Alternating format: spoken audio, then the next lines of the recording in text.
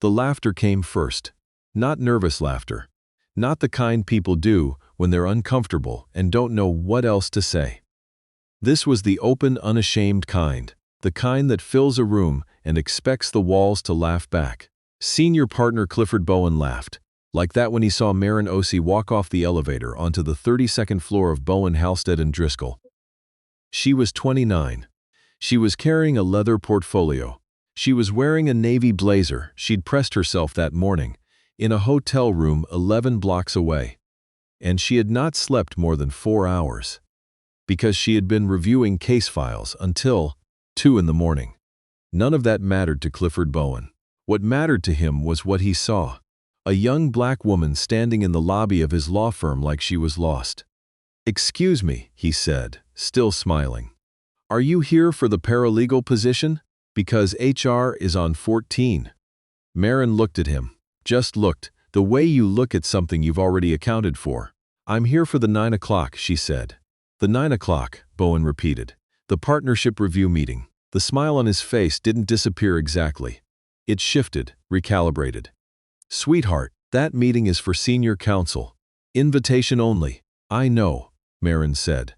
"I was invited. Now, you need to understand something about Clifford Bowen." He had been practicing law for 31 years. He had argued before 3 circuit courts.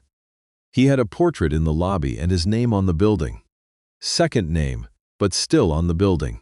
He was the kind of man who filled a room by walking into it, who expected silence to fall when he spoke, who had never once in his professional life been made to feel small. He was about to have a new experience. "Invited by who?" he said. His voice had gone just slightly cooler. Maren reached into the side pocket of her portfolio and produced a single card. She didn't hand it to him. She held it where he could read it.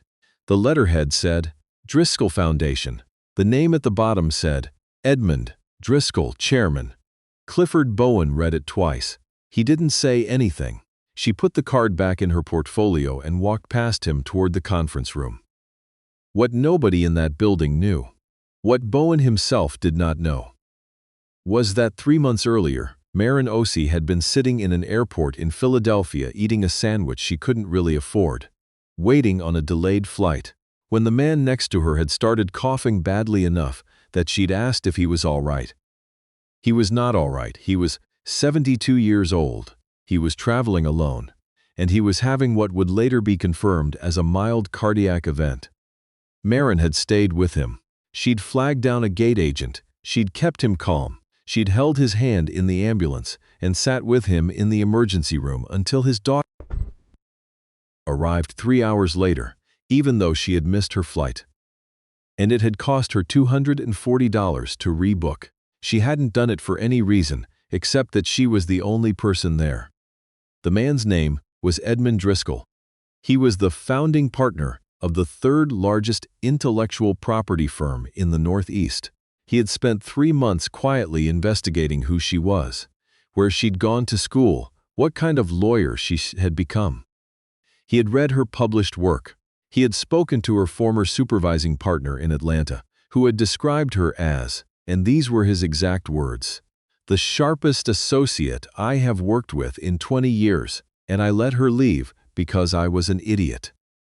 Edmund Driscoll had then written Maren a letter, an actual letter, handwritten on Driscoll Foundation stationery, asking if she would be willing to come to New York and be considered for a senior partnership position at the firm that bore his name. She had read that letter 4 times before she believed it was real. She hadn't told anyone, not her mother, not her best friend from law school. She had just quietly boarded a plane, checked into a hotel, pressed her blazer, and shown up. The conference room on the 32nd floor had a view of the harbor and a mahogany table long enough to seat 20. There were 11 people already seated when Maren walked in. She recognized 3 of them from the firm's website. She took a seat near the center of the table. Clifford Bowen came in 2 minutes later. He stood at the head of the table and looked at her with the specific expression of a man who has decided something is a mistake but doesn't yet know how to prove it. "I don't believe we've been formally introduced," he said, in the tone of a man who absolutely believes introductions should have been handled at a lower level by other people a long time ago. Clifford Bowen. Senior Partner, Maren Osei, she said. I appreciate you making time. Maren. He said her name the way people say names they're not sure are real. And you're here because Edmund invited me. The room shifted. Not dramatically. Just slightly, the way a room does when someone says a name that carries weight. Edmund, Bowen repeated. Edmund Driscoll. A woman across the table, Maren would later learn her name, was Patricia Halstead. The second name on the building set down her coffee cup very carefully. Bowen recovered quickly. He had 31 years of practice at recovering quickly. Right, he said. Well, we'll sort that out. In the meantime, he gestured vaguely, as if sorting it out might involve Maren sitting somewhere else, or not being in the room at all. In the meantime, Maren said, I think the agenda has me presenting second. After the meridian brief. Silence. Not the comfortable kind. You have an agenda, Bowen said. She opened her portfolio.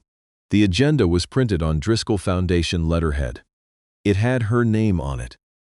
It had the time, 9:15 a.m. It had the case number of the Meridian filing, which was an intellectual property dispute that had been stalled in preliminary motions for 8 months. Bowen looked at the paper like it had said something rude to him. Where did you get this? He said. It wasn't a question. Edmund sent it to me, Maren said. Here is something Maren had figured out a long time ago, before law school, before the LSAT, before any of it. Sometime around age 15, sitting in the kitchen of the house in Durham where she grew up while her mother worked a double shift. That there is a particular kind of power in being underestimated. It's not a comfortable power. It doesn't feel good when it's happening. There is nothing pleasant about standing in a room full of people who have already decided you don't belong there. But if you can hold still, if you don't cry, don't argue, don't let them see you flinch. The moment always comes. It always comes. When the thing you know turns out to be exactly the thing that matters. She had written that in her journal at 15. She had read it again the night before, in a hotel room in New York, eating takeout noodles and going over case files. She was holding still now. The Meridian brief was presented by a junior partner named Wesley Crane, who had been working on it for 8 months, and had, in Maren's professional opinion, been working in the wrong direction for at least 6 of them. She waited. She did not interrupt. She did not make faces. She made a few notes in the margin of her copy, and she waited until he was done, and the room had done its polite murmuring, and Clifford Bowen had said, "Good work," falsely, in the voice of a man who is not thinking about the work at all. Then it was 9:15. Maren stood up. The problem with the current Meridian strategy, she said, is that it's treating this as a trademark dispute. It isn't. It's a trade secret case. Specifically, it's a misappropriation of proprietary algorithm architecture that was transferred without proper licensing documentation in 2019. The trademark angle is a distraction. And I think Meridian's counsel knows it's a distraction, which is why they keep letting us pursue it. The room was very quiet. Wesley Crane looked like he'd been lightly tapped with something he hadn't seen coming. If we refile under Section 1836, Maren continued, and attach the technical documentation from the original 2019 transfer agreement, which I've reviewed, and which contains 3 separate clauses that were violated, we can move this out of preliminary motions within 60 days, possibly 45. She sat down. Bowen was staring at her. He stopped. Where did you get the 2019 transfer documentation? Edmund sent it to me, Maren said for the second time. This was the moment. You could feel it in the room, the way certain moments have a physical quality, a change in pressure. Patricia Halstead picked up her coffee again. She looked at Maren with an expression that was not quite a smile, but was in the direction of one. She's right, Patricia said quietly. About Section 1836. I've been thinking the same thing for 2 months. Clifford Bowen was not, to be fair to him, a stupid man. He was a man who had operated within a system long enough that the system had become invisible to him. He couldn't see it anymore because he was inside it, the way fish don't notice the water. He had made assumptions about Maren Osei because his entire professional life had trained him to make exactly those assumptions, and nothing had ever made him pay a price for it. Until now. He recovered in the meeting. He made the right noises. He agreed that the Section 1836 angle was worth exploring.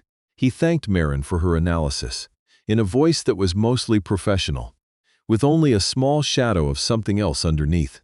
He did not apologize for the paralegal comment. Maren had not expected him to. After the meeting ended, she was standing at the window, looking at the harbor. There was a container ship moving very slowly toward the port, and she was thinking about nothing in particular, just watching it. When she heard the elevator open behind her, she turned. Edmund Driscoll walked off the elevator. He was 72 years old, slightly thinner than he'd been in Philadelphia, walking with a cane she hadn't seen him use before. His suit was the expensive kind that looks like it's trying not to be expensive. He looked exactly like what he was, a man who had built something large and knew it and was no longer in any hurry to prove it. "Maren," he said. "Edmund," she said. He crossed the lobby slowly and shook her hand. His grip was firm. He looked at her the way he'd looked at her in the hospital, with a directness that had nothing in it except genuine attention. "How'd it go?" he said. "I think we can resolve Meridian in 45 days, she said. He smiled. "Patricia called me from the conference room." "She left during the meeting?"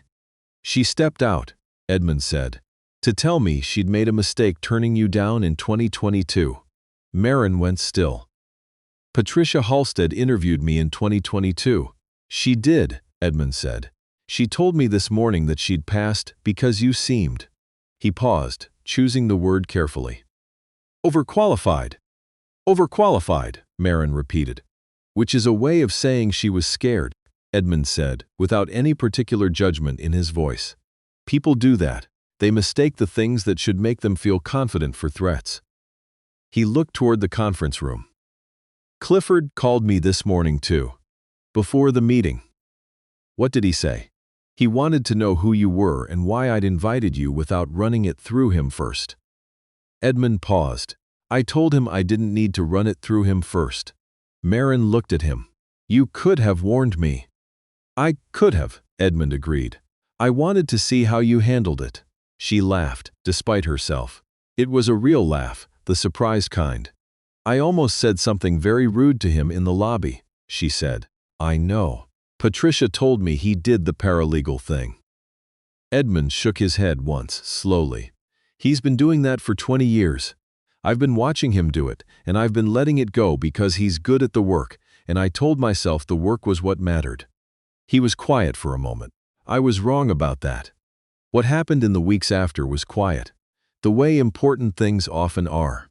The Meridian case was refiled under Section 1836, with the documentation Maren had flagged. Opposing counsel, who had indeed been running out the clock on the trademark angle, went pale when they received the new filing. The preliminary motions were resolved in 51 days. The settlement came 11 days after that. $4.3 million in damages and a permanent injunction. It was the largest IP settlement the firm had secured in 7 years. Edmund Driscoll called Maren the morning after the settlement and offered her a named senior partnership. Not a junior partnership, not an associate track. Her name would be added to the firm letterhead. Bowen, Halstead, Driscoll, and Osei. She sat on the edge of the hotel bed. She had gotten a longer-term rental by then, a small apartment in Cobble Hill, and she read the offer letter twice. That she called her mother in Durham. Her mother cried. The good kind of crying, the kind that comes when you've been holding something tight for a long time and you finally get to put it down. "I knew," her mother said, between the crying. "I always knew." "I know you did," Maren said. Clifford Bowen did not take the news well. He did not shout. He did not make a scene. He was, as previously established, a professional. But there was a meeting. A private meeting between Bowen, Edmund, and Patricia that lasted 2 hours, and what came out of it was an agreement that Clifford Bowen would begin a transition toward retirement at the end of the fiscal year. He had been planning to stay on for 5 more years. He left in 4 months. On his last day, he walked through the lobby past the wall where the portraits hung, the founding partners, the senior team, the decades of names that had built the firm from a 2-person office, above a dry cleaner on Fulton Street, into what it was now. He stopped in front of the portraits, and he looked at them. For a word? Then he turned and walked to the elevator. He did not look at the new portrait that had been added to the end of the row 3 weeks earlier, the one of a young woman in a navy blazer, looking directly at the camera, with an expression that was not a smile exactly, but was something quieter and more certain than a smile. He did not look at it, but that didn't mean it wasn't there. Maren kept the leather portfolio. She used it in every meeting. The card from Edmund, the one she'd held up in the lobby on that first morning, she had tucked into the inside flap, and sometimes, before a difficult meeting, she'd open the portfolio just to see it there. Not because she needed the reminder, just because she liked knowing it was real. The harbor was still visible from the 32nd floor. She looked at it sometimes in the early mornings, before the rest of the firm arrived, holding her coffee and watching the ships move slowly in. There was something she had learned, not in law school, not from any mentor, but from the years before all of this. From the kitchen in Durham, and the delayed flights and the long nights with case files she could barely afford to print. That the people who laugh at you when you walk in are always more afraid than they look. They laugh because they can feel something shifting, even when they can't name it yet. And the thing shifting is the room making space for you. It always does, eventually. She took a sip of her coffee and watched the ships, and the morning light came in off the water and filled the room, and her name was on the building, and she had a lot of work to do.